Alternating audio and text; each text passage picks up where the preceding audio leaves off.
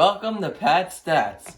Today we're going to recap the past week in baseball, and there's plenty of stuff to talk about. So let's get going with the standings. And again, it is so early, so these don't really exactly represent all of the team's talent levels, but it is easy to see who is off to a good start and who is not. As for the AL East, the Red Sox continued their good start. They are currently on 10-6. However, they did just lose their doubleheader to the White Sox today, so they are now 10-7. But still, they're off to a surprising start, surprising some people. And on the other hand, the Yankees, they are not off to a great start by any means. They are 5-10 right now after getting swept by the Rays.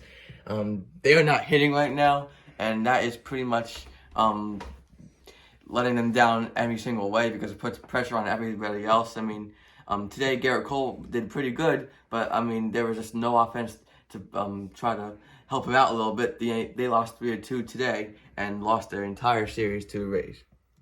Moving on to the AL Central, a surprise team, the Royals. They are in first place right now in their division. The Indians are over 500 at 8-7. The White Sox, they are now 9-8. Tigers are in last place. The Twins, they've struggled a little bit at 6-8, but they will get better as the season goes on. Same with the White Sox. This is a division that will get better as time goes on. Just none of the teams are really off to a great start. For the AL West, the Mariners are currently in first place. They're off to a good start. The Angels, they are also off to a nice start. They are 8-5. The A's, after starting the season 1-7, have won 8 in a row. They are now 9-7, over 500. The Astros, they're kind of in the opposite trajectory. They are now under 500 at 7-8, and the Rangers, who everyone expects to be in last place, are just that right now at 7-9. For the NL East, the Mets are currently in first place. They had a pretty good week, 7-3 in their last 10 games. They are 7-4. Phillies are the next best team at 8-7. Marlins are under 500. So are the Braves and the Nationals. This is the team that the division that everyone expected to be pretty good this year, and it has not lived up to that hype just yet. But definitely in terms of the Braves, that will change at some point because they are a very good team, just off to a slow start out of the gate. The NL Central, again, no team has really took control of this division except for the Reds, who are 9-6. They are off to a pretty good start. They're hitting the ball. Brewers are 8-7, Cardinals 7-8, and the Pirates are not last place as of the moment. The Cubs are. They are 6-8. They are playing a Sunday night game right now. Last time I checked, it was 6-0 Braves, so that's not good for the Cubs. They're not really hitting right now, but they do have the opportunity to hit, just not doing that right now. NL West, Dodgers, they are 13-2 right now. I believe they are 13-3. They just lost to the Padres. They lost the series. We'll talk about that more later. They are off to a great start. Same with the Padres, 9-7 right now. Giants, 9-6, kind of a surprise right now. And as for the Diamondbacks, they are 6-10. The Rockies are 4-12. Not much of a surprise there. Moving on, we're going to talk about best hitters over the past week.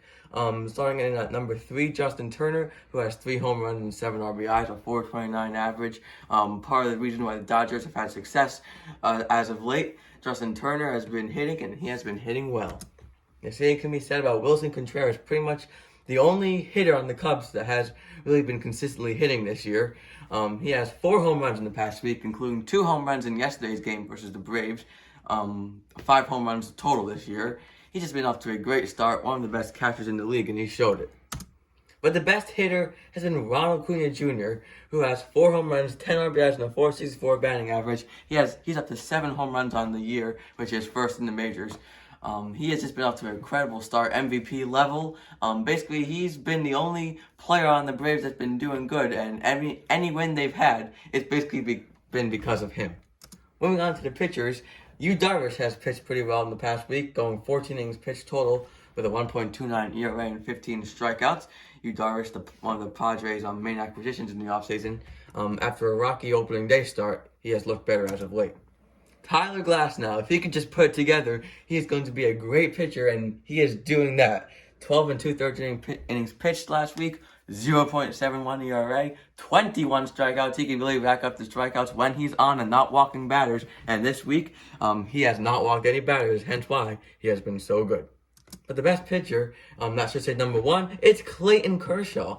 12 innings pitched, he has not allowed a run, 14 strikeouts. Another reason why the Dodgers have been so good out of the gate and are just such a good team in general. Clayton Kershaw, he's not what he once was, but still a very, very productive pitcher and a great one at that in the past week.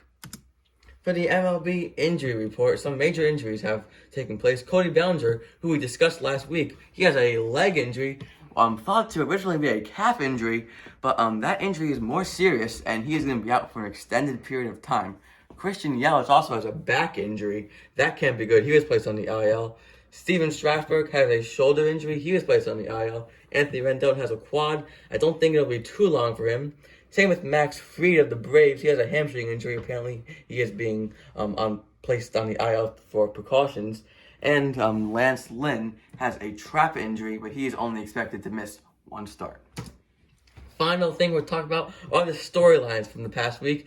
As I mentioned before, the Dodgers and Padres played their first series of the year, and it did not disappoint. The Dodgers won 2 out of 3 games. The first game went 12 innings. It had everything you want for a rivalry. It had comebacks, home runs, benches clearing. The benches cleared, and the Dodgers ultimately won that game in 12 innings. 11-6, I believe, was the final score. A little bit of a surprise because that game went 12 innings. As for the White Sox, they had a no-hitter this week. Carlos Rodon pitched a no-hitter versus the Indians. It was almost a perfect game with, I believe, in the 9th inning, it was a hit-by-pitch on a back foot slider that broke that up, but he still was able to get the no-hitter. As for the Twins, they unfortunately have some COVID issues, and their game yesterday, today, and tomorrow have been postponed. Hopefully, they'll be able to be playing again on Tuesday, because we don't want that to spread. We already saw an issue with the Nationals. We hopefully won't have a major outbreak.